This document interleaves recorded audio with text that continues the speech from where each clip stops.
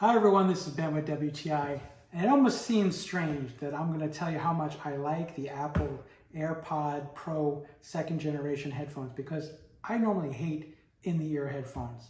But then I tried these, and both the comfort and the sound quality blew me away. So here's some things I like about them in particular.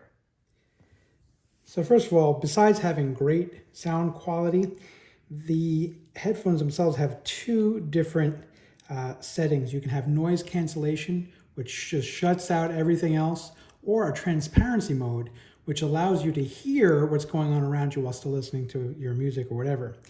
There are ways to adjust the volume and some other functions right here on the headphone so you can reach into it, which is really nice. There's also a set of different nubs for the inside of the ear.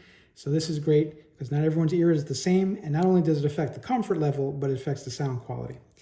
And then in the case, you can either charge it directly through the port, or even just put it right on the same kind of charger you would use for an Apple Watch.